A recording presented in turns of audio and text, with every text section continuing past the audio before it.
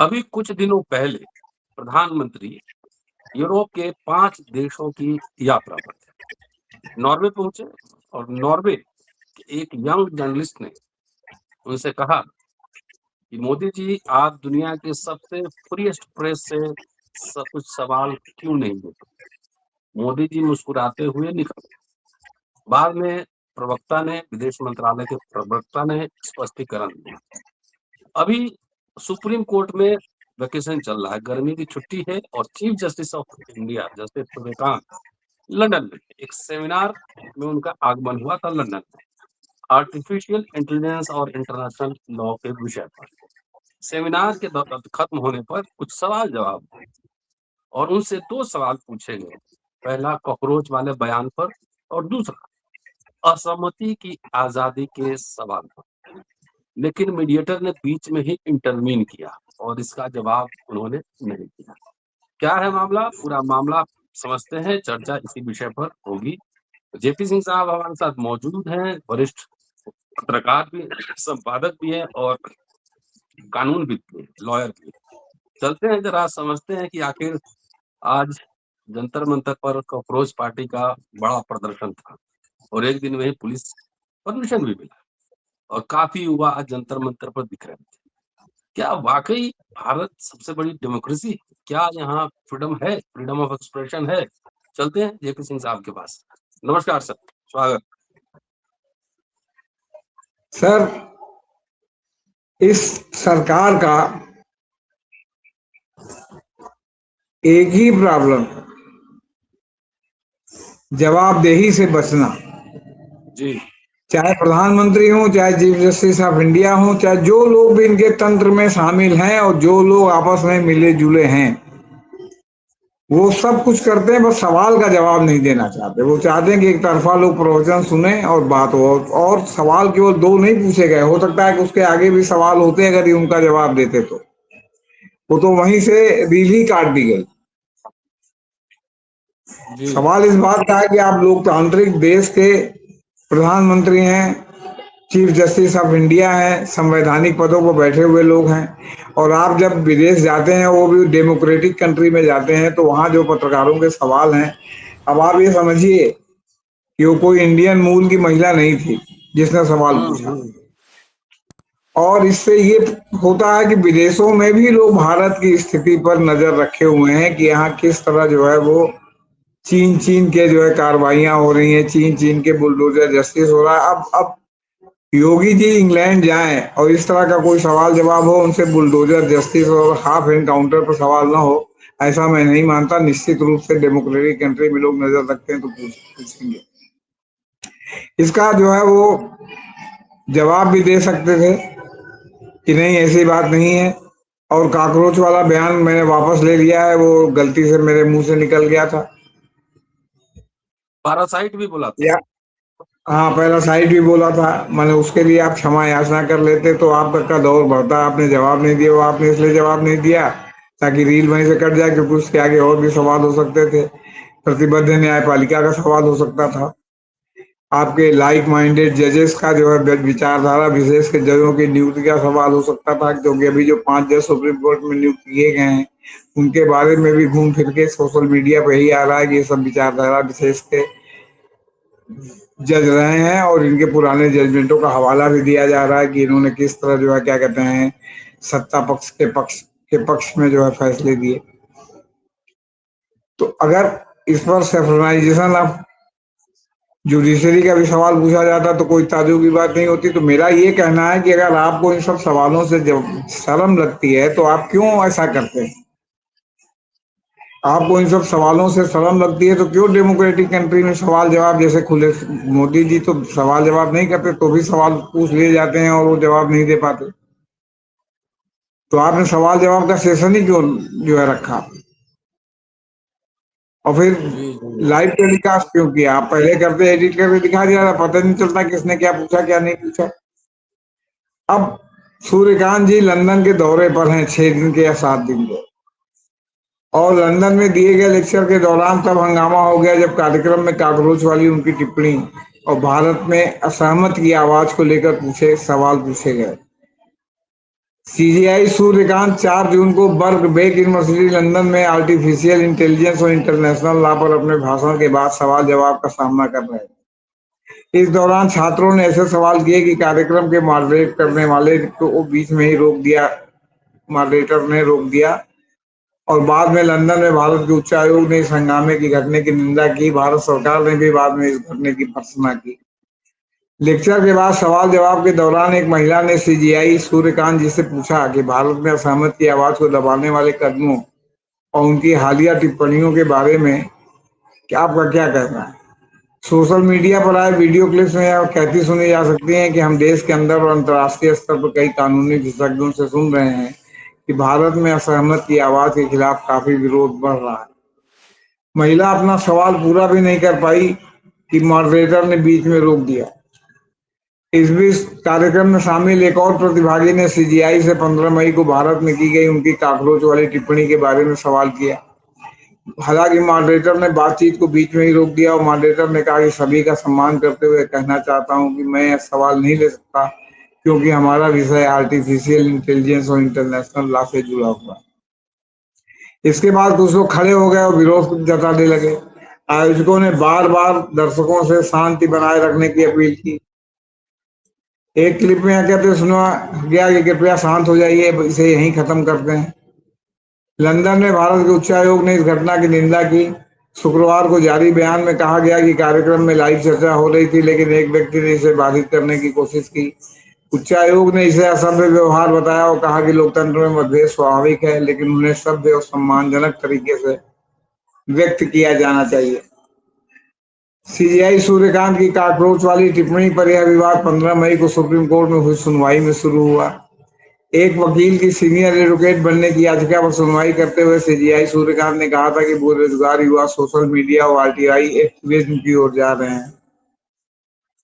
CGI Suryakant ने कहा था कि कुछ युवा काकरोच की तरह हैं जो रोजगार नहीं पाते और समाज के लिए परजीवी बन जाते हैं, मैंने पैरासाइट बन जाते हैं। 16 मई को सूर्यकांत ने सफाई देते हुए कहा कि उनकी टिप्पणी फर्जी डिग्री वाले वकीलों की थी, न कि पूरे युवा वर्ग के लिए। क्यों?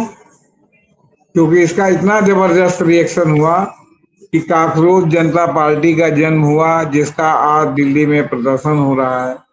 प्रदर्शन के पहले भी जो है आपके जंतर मंतर को एकदम अभेद्य किले के रूप में सिक्योरिटी पॉइंट ऑफ व्यू से बदल दिया गया, बैरिकेड लगा दिए गए, पुलिस की तैनाती हो गई, अर्धसैनिक बल की तैनाती हो गई। हालांकि आशा के विपरीत आज सवेरे जरांगे साहब जब अमेरिका से भारत में पहुंचे तो उनको हवाई अड्डे पर ही परमिशन लेटर दे दिया गया कि आप सभा कर सकते हैं। शुरुआत में तो सभा में कम लोग थे लेकिन इस समय पता चल रहा है कि जो है भारी भीड़ हो गई है और सोनम वांगचुक भी जो है वहां आके उसमें शामिल हो गए हैं और तमाम एक्टिविस्ट शामिल हैं। अब इसको भी लेके मतभेद है कि ये आरएसएस और बीजेपी द्वारा प्रायोजित पार्टी है या अलग है। अब अमेरिका से आ रही है तो नेचुरली वामपंथी तो होगी नहीं। कुछ लोगों ने वेट एंड वॉच करने की जो है दलों ने बनाई है। बहरहाल काकरोच जनता पार्टी उसके बाद पैदा हुई और उसमें 2.5 करोड़ मेंबर भी उसके हो गए हैं। सुन 2.5 लाख या 2.5 करोड़ कहा जा रहा है सोशल मीडिया 2.5 चाहने करोड़। वाले। अब सवाल इस बात का है कि अब आप काकरोच से के आपने कहा हो काकरोच से डर भी रहे हैं तो भैया बिच्छू और सांप निकल आएगा तब आप क्या करेंगे। अब इसके बाद बिच्छू पार्टी और सांप पार्टी जो है स्नेक पार्टी बननी बाकी है। वो भी आप कह दीजिए किसी दिन तो वो भी पार्टी बन जाएगी। अब भारत सरकार ने कहा कि ऐसी हरकत को बर्दाश्त नहीं किया जा सकता। अब जो उनके पुराने बयानों पर तीखे सवाल पूछने शुरू कर दिए गए, इस बात को लेकर यहाँ बहस छिड़ गई जिसके बाद कार्यक्रम में बाधा डालने की कोशिश की।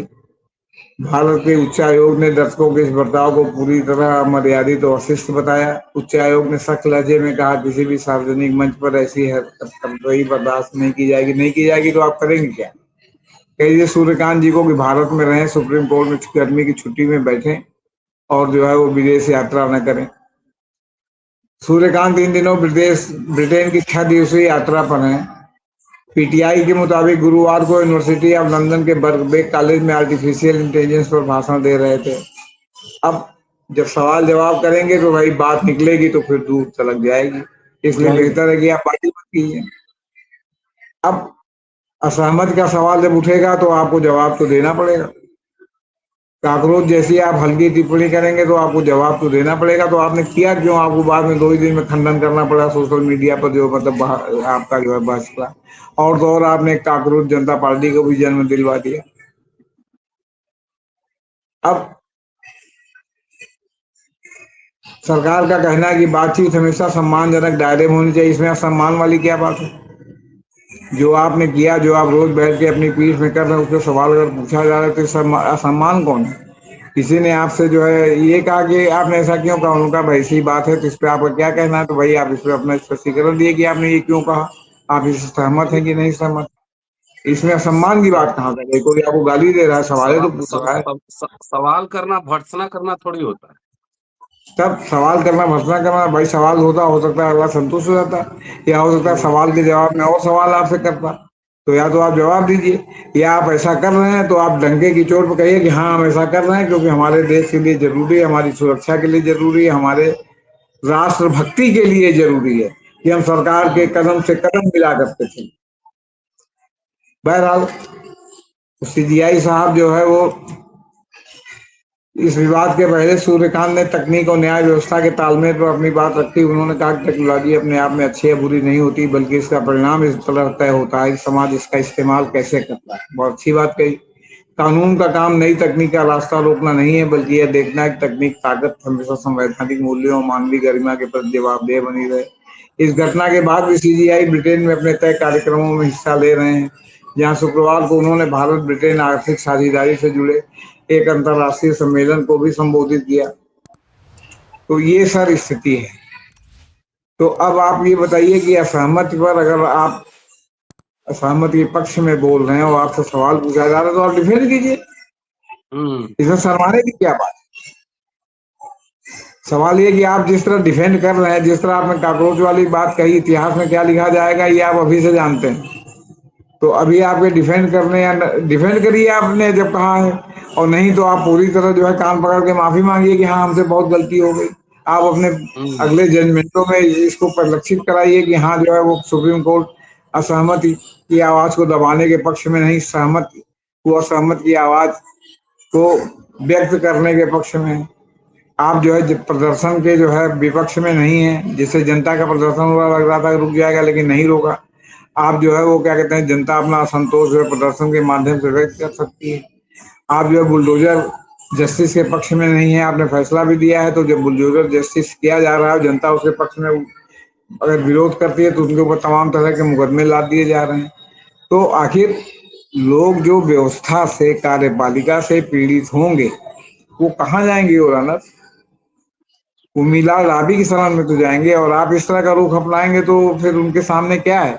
क्यों? क्योंकि आज की डेट में विधायिका कार्यपालिका तो एक ही हो जाती है मिल करके, और उसके बाद न्यायपालिका, और उसके बाद जो प्रेस होता है जिसको चौथा खंबा कुछ लोग मानते हैं, कुछ लोग लोकतंत्र का चौथा खंबा या संविधान का चौथा खंबा नहीं मानते हैं लोकतंत्र का। तो वो प्रेस भी आपके साथ राग दरबारी जा रहा है। तो सब तो आप ही के साथ है, तो जनता के साथ कौन? जनता के साथ तो केवल असहमत की आवाज है, या जो है 36 प्रकार के मुकदमे उनके खिलाफ लड़ रहे हैं, या उनकी जो है सरेआम जो है लाठीचार्ज, उनकी पिटाई हो रही है, भयानक उत्पीड़न हो रहा है। आप एक और कह रहे हैं कि भारत की अर्थव्यवस्था 7.8 के रफ्तार से बढ़ रही है, तो नौकरी कहाँ है बॉस? हम्म ऐसा सवाल नहीं पूछा जाएगा कि भाई नौकरी कहाँ है? 80 करोड़ लोग आज 5 करोड़ 5 किलो अनाज में निर्भर हैं। तो 80 करोड़ लोग जिस देश के 140 करोड़ में आधे से ज्यादा आबादी मुफ्त के 5 किलो अनाज में निर्भर है, वहां कौन सी अर्थव्यवस्था बढ़ रही है? तो अर्थव्यवस्था बढ़ रही है तो किसकी तिजोरी में जा रही है? अंबानी अडानी की तिजोरी में जा रही है, सरकार की हम्म तिजोरी में जा रही है।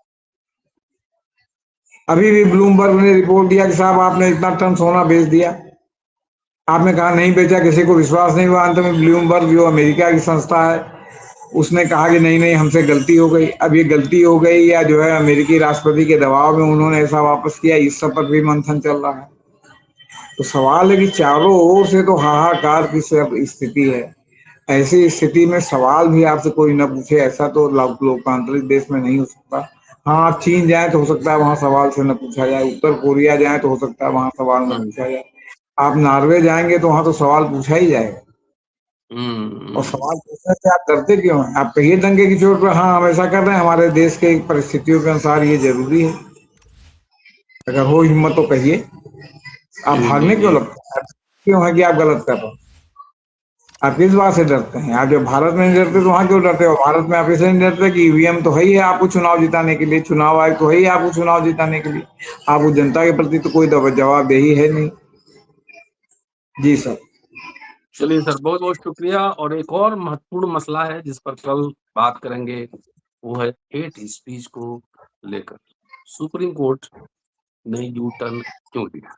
हेट स्पीच का मसला है और कल बात करेंगे उसपे कि कैसे कपिल मिश्रा, अनुराग ठाकुर, इवन प्रधानमंत्री किस तरह से एक समुदाय विशेष के बारे में बोलते हैं और उसपे जुडिशरी की क्या प्रतिक्रिया है।